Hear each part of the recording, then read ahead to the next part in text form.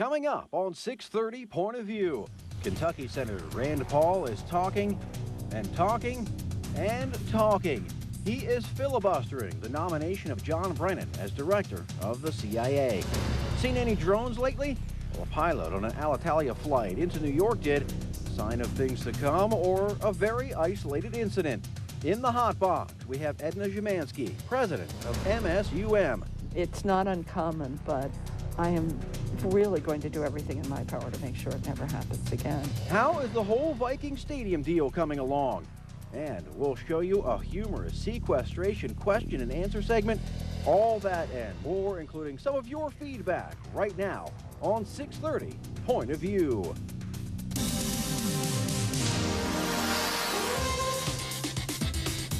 Hello and welcome to 6:30 Point of View. I am Robert Hahn. And I'm Chris Berg. You sound a little better today. How I'm you getting feeling? there, man. I'm right. about 70%, so don't go too fast for me or you're going to lose me tonight. All right, let's start it right off. We're talking drones. You had an Alitalia flight flying into New York on Monday, I believe this is. Spotted a drone at about 1,500 feet, 200 feet away from his plane. Are you going to see more of that? Do you think you're going to see more of that? It sounds like it. I mean, obviously, with the Senate Judiciary Committee today, you've got AG Holder getting just grilled by the Senate. People going, hey, what's going on here? Now we've got this administration saying it's okay to go out there and kill Americans on American soil. The question I've got for you, and this is a sincere question, for any liberals out there, progressives, please help me understand. Back in 2006, 2007, you're freaking out because George W. Bush is using waterboarding to torture people to supposedly get information to help save American lives. But now you see the media and progressives going, oh yeah, we got a new guy that's not only a judge, jury, but also executioner, and that's fine with us if he wants to use drones to kill people. And I say that with sincerity. Help me understand how that's okay. Can you help explain that? You also had an Illinois legislator by the name of Barack Obama who was fighting for these kind of protections as well. But now, what is going on? What happened? You know, Rand Paul addressed that in his filibuster today. He said, what happened to the 2007 Barack Obama? So Well, I think one we got to look at, you and I've talked about this, and we've got blasted on the show for it, but is this administration just starting to walk all over and destroy the Constitution? You look at his Attorney General Holder, I think we've got a side here if we can play this, but this is Senator Ted Cruz out of Texas asking a very simple question. I mean, look, I'm not a constitutional scholar. I don't know if you are, but I think even you and I can answer this question. And watch our Attorney General of the U.S. try and answer this.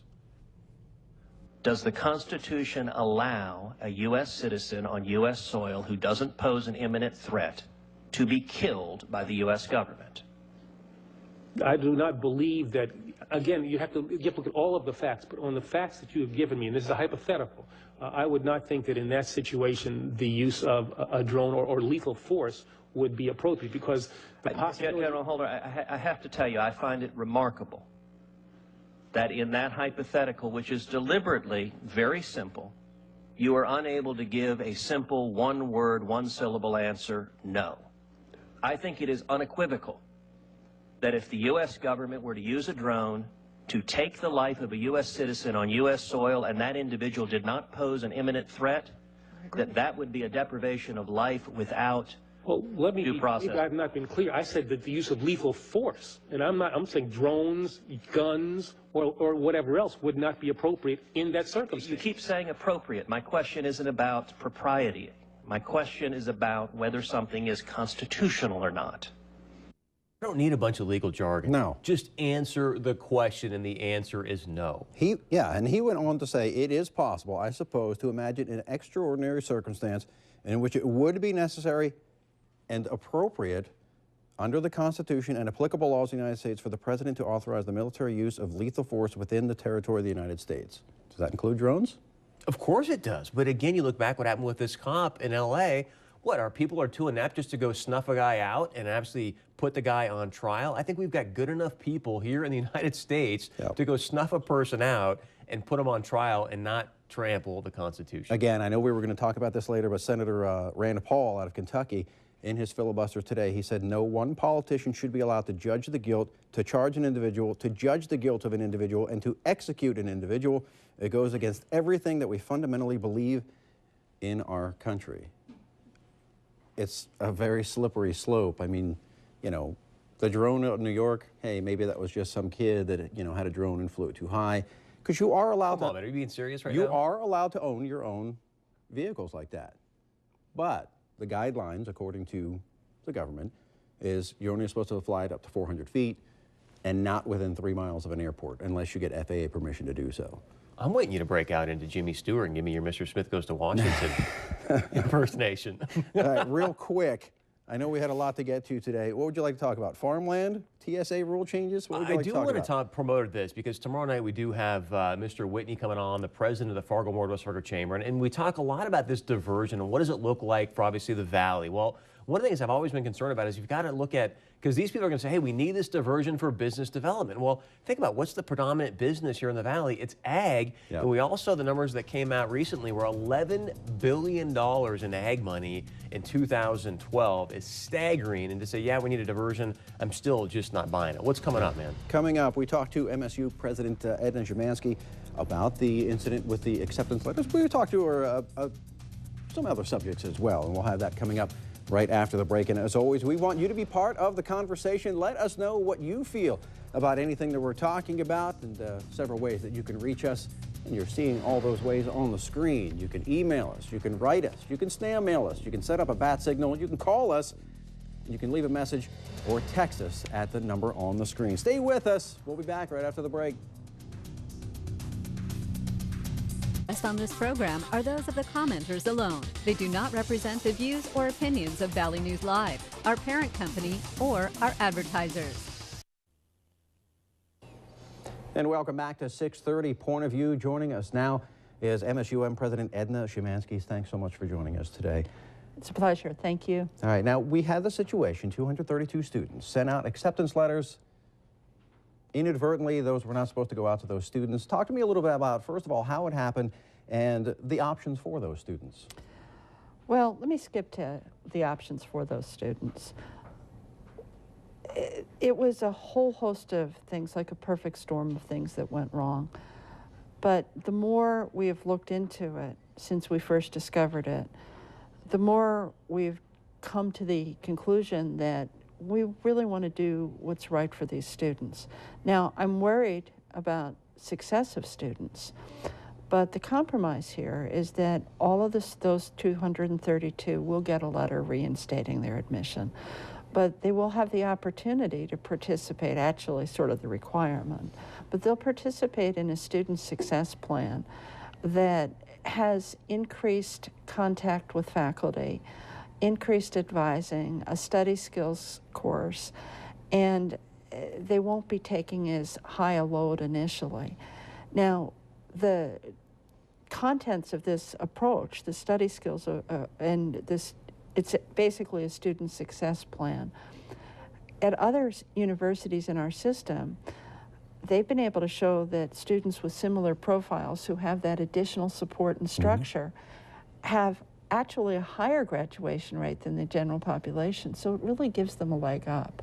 So for me, that works, because the big issue for me is when I welcome a student, I want to welcome a student and say, you know, your success is your choice, but we're going to put everything there to help you. So this gives us the ability to do it. And I think it's the right thing under these circumstances.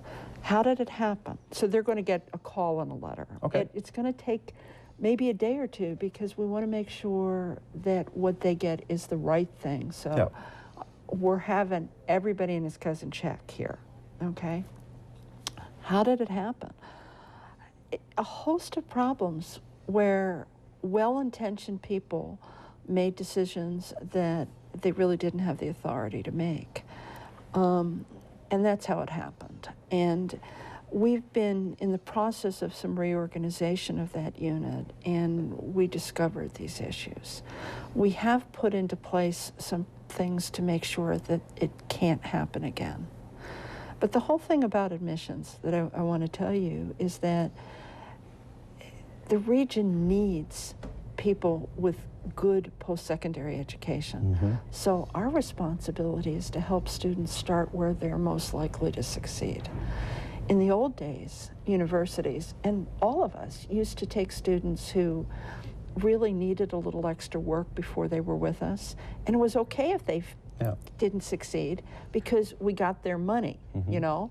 Well, it's not okay anymore. And I never thought it was okay to start with.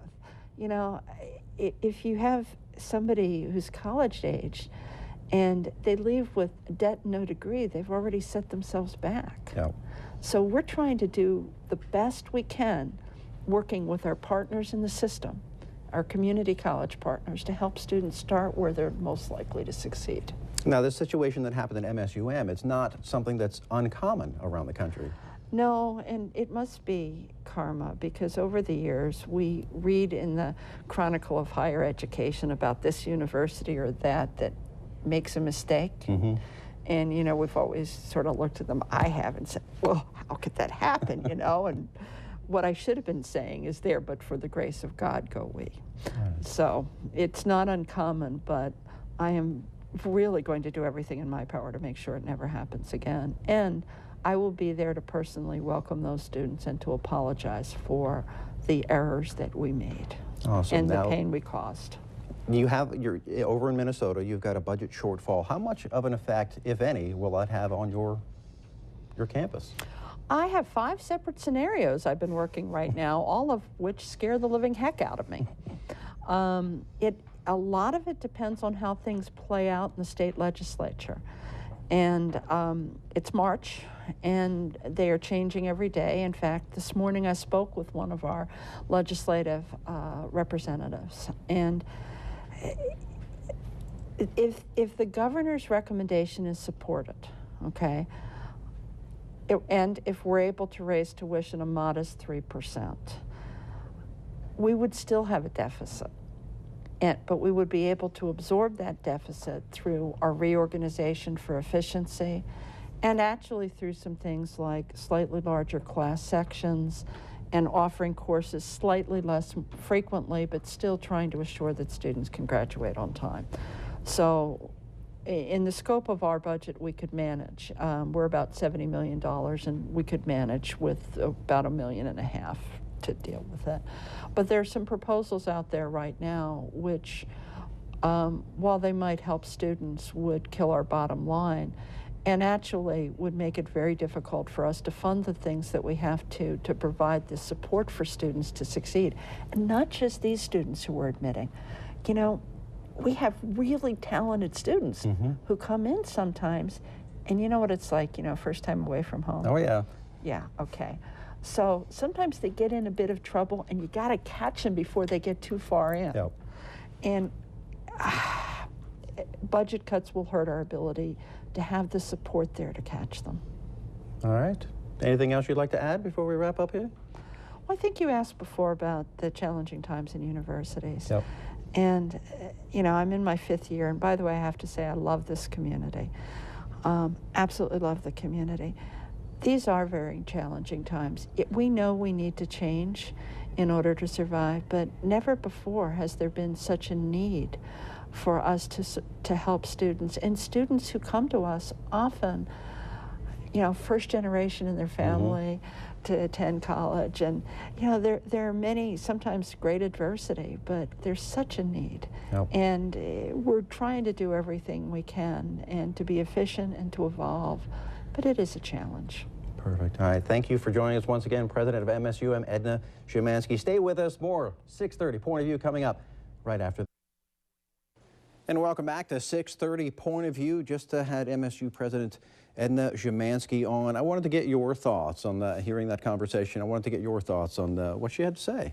I mean, I really feel like Edna's very sincere. I've had a chance to visit with her myself, and I think she's spot on. Look, where she's saying we don't want to admit students that we think aren't going to have a great opportunity here at MSUM to succeed and go on for higher aspirations. So my takeaway was she's trying to do what's best for students and obviously increase her graduation rate because it's so abysmal across the entire state of Minnesota. One thing that I thought was interesting is she said that the students that will come in, that got these letters, that go through their program, actually have a higher success rate than some other freshmen incoming. So, I mean, maybe they do have a better, you know, more of a leg up in having all of this happen. All right, moving on.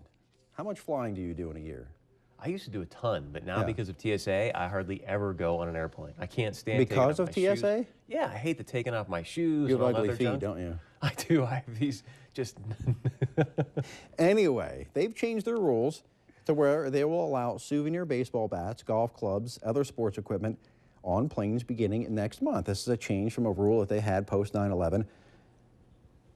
Now, some union folks are upset, saying that these items can be a danger to airline workers and passengers. They say that TSA's decision to drop its prohibition on passengers carrying these items on board was made for the convenience of the agency's screeners and not the safety of the traveling public. That one I don't get. Do you think that souvenir bats, golf clubs, there's actually some small knives as well that are allowed. You know, box cutters are still on the forbidden list. X amount of liquids on the forbidden list. Souvenir baseball bats, golf clubs. Do you think that's going to pose a danger? Do you think these union members are right that it could pose a danger? I don't. I mean, I think, again, it goes back to the Fourth Amendment. Look, if there's no reason for an unlawful search and seizure, a little baseball bat, I know a knife can be bad, but you know what? Again, if you've got an idea that this person could be a potential terrorist, if they're on the no-fly list, then yeah, obviously you're going to have them get rid of the knives and not put them on the airplane. So again, what if you have 5 people or 10 people that have knives? Well, again, you want to hope that those people are on a do-not-fly list, and we've done a pretty good job. I mean, that's one thing you got to give Obama administration kudos for. There's been no more 9/11s, and they've done a good job of keeping people off airplanes, except for the one dude in Detroit that were potential, bad people to have on planes. Yeah. All right, moving on. Viking Stadium. The funding is just not happening. They're talking about initiating a sport-themed lottery game, imposing a luxury suite tax to make up for shortages in e-pull tab revenue. Right now, that revenue about half of what forecasters projected. I, for one, am not surprised. Me neither. As they discussed this, before the stadium was even approved, there was a lot of folks that said, look, we don't know if this is going to work, and so far it's not working. Now Minnesota's budget chief said, hey, let's be patient. Still has a chance to work. Representative Maureen Lanning has said the same thing repeatedly. Hey, it takes time for these gaming programs to get into place, for the nonprofits and charities to go out there and really promote them well and get the money coming in. But on the other flip side of this, you're going to say, hey, let's go out there and utilize gambling to go fund a stadium for the Vikings. And the big problem now, and this is from Ms. Holberg in committee was talking about, you've got a $13 million shortfall possibly coming out of the general fund, which should be going back to the public schools. Correct. I mean, it just doesn't bode well for Minnesota. Yeah, Holberg also said the kids are paying for the Viking Stadium at this point. And also, you had Phyllis Kahn, DFL Minneapolis, said, I hope all of you who voted for the Vikings bill are feeling appropriately chagrined.